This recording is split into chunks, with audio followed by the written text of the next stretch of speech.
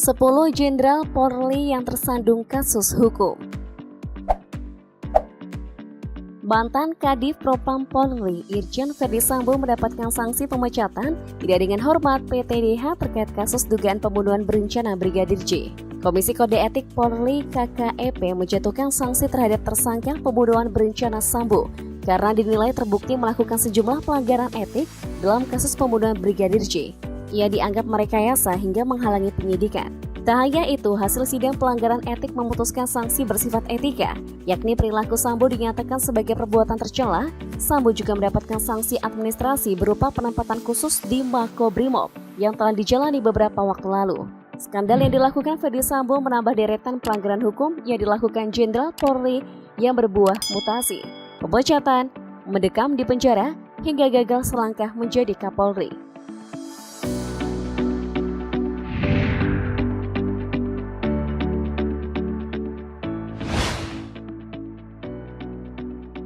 Suyitno Landung.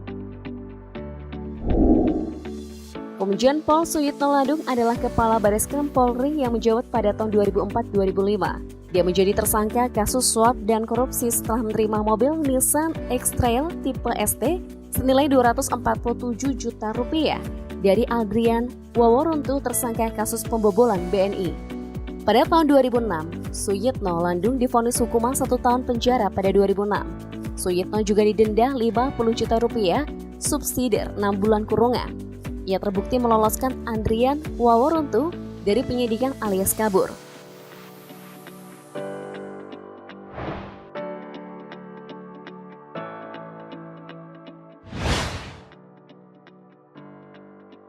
Samuel Ismoko.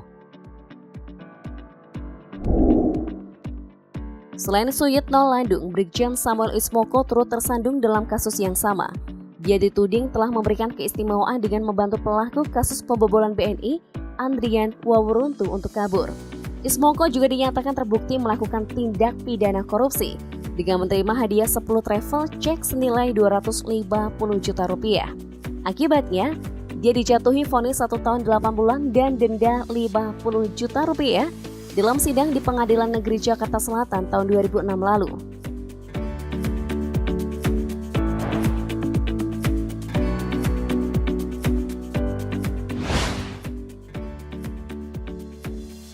Susno Duaji. Komjen Pol Susno Duaji sempat menjadi calon kuat Kapolri, namun sayang ia terjerat kasus fatal. Susno ramai diperbincangkan masyarakat karena kriminalisasi pimpinan Komisi Pemberantasan Korupsi KPK, yakni Bibit dan Chandra, termasuk kasus pembunuhan berencana yang didakwakan kepada Ketua KPK Antasari Azhar. Istilah cicak versus buaya pun populer pada saat itu. Pada tahun 2011, Susno lantas terkena 2 kasus sekaligus. Pertama, karena kasus suap dalam percepatan penyidikan kasus PT Salbah Arowana Lestari. Susno diduga menerima uang Rp500 juta. Kedua, Susno juga diduga melakukan korupsi anggaran pengalaman Pilkada Jawa Barat senilai Rp4,2 miliar. Pengadilan memvonisnya dengan hukuman 3,5 tahun penjara dan denda sebesar Rp200 juta. Dia juga diharuskan memberikan uang pengganti sebesar Rp4 miliar.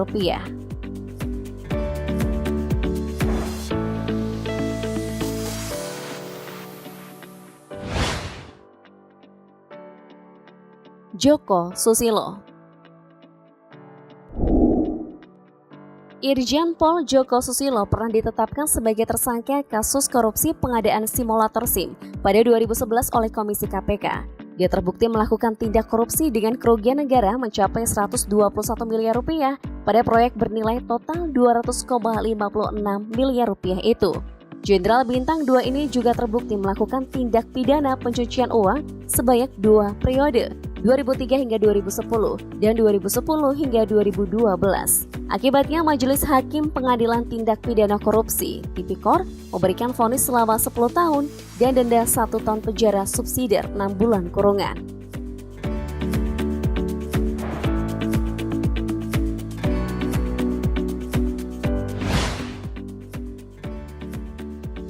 Didik Purnomo. Kasus korupsi pengadaan simulator SIM tahun anggaran 2011 juga ikut menyeret mantan Wakil Korps Lalu Lintas Polri Brigadir Jenderal Didik Purnomo. Didik disebut menerima uang haram senilai 50 juta rupiah. Jenderal Bintang 1 ini dikenakan pasal korupsi dan harus menerima vonis 5 tahun penjara, denda 250 juta rupiah dan uang pengganti 50 juta rupiah.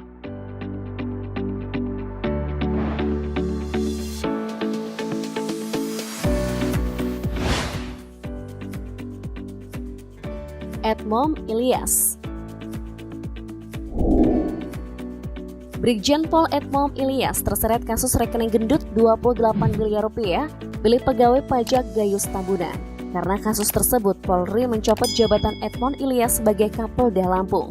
Selain itu, Edmond juga pernah dinyatakan sebagai terperiksa oleh Divisi Profesi dan Pengamanan saat ikut menangani kasus penggelapan Gayus Tambunan. Ia terbukti melanggar etik dan profesi terkait penyidikan kasus tersebut hingga dinyatakan melakukan perbuatan tercela karena tidak melakukan kontrol terhadap proses penyidikan yang dilakukan anak buahnya berdasarkan sidang Komisi Etik dan Profesi Mabes Polri. Namun Edmond hanya dijatuhi sanksi tak lagi difungsikan di jabatan reserse dan harus meminta maaf ke institusi Polri.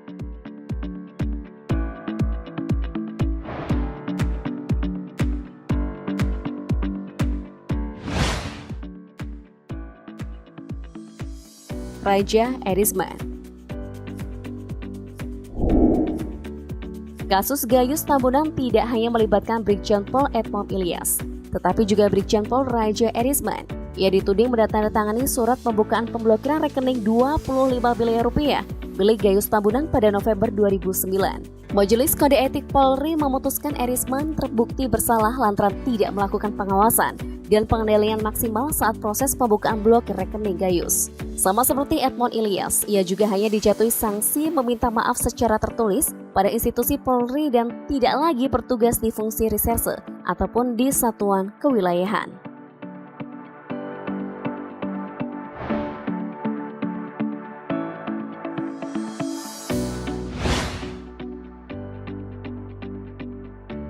Prasetyo Utomo.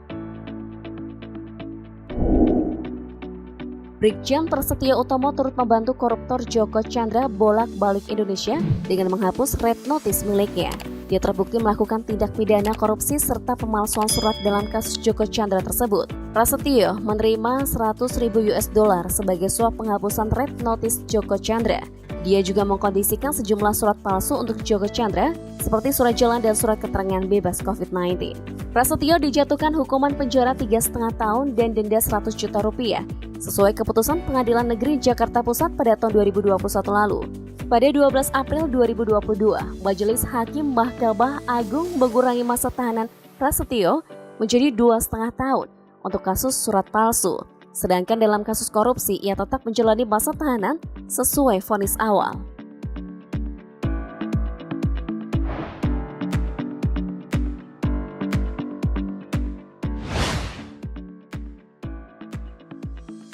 Napoleon Bonaparte. Selain Brigjen Prasetyo Utomo, Irjen Pol Napoleon Bonaparte juga terlibat kasus red notice Joko Chandra. Napoleon disangkakan menerima suap $370.000 AS dan $200.000 Singapura atau diperkirakan sekitar 7,23 miliar rupiah dari Joko Chandra. Majelis Hakim menjatuhkan hukuman 4 tahun penjara dengan denda 100 juta rupiah. Ketika menjalani masa tahanan, Napoleon kembali melakukan tindak pidana. Napoleon melakukan tindakan penganiayaan terhadap MKC, tersangka kasus penistaan agama di Rutan Bareskrim Polri Jakarta Selatan pada Agustus 2021. Atas perbuatannya, jaksa penuntut umum lagi-lagi menuntutnya dengan hukuman penjara selama 1 tahun.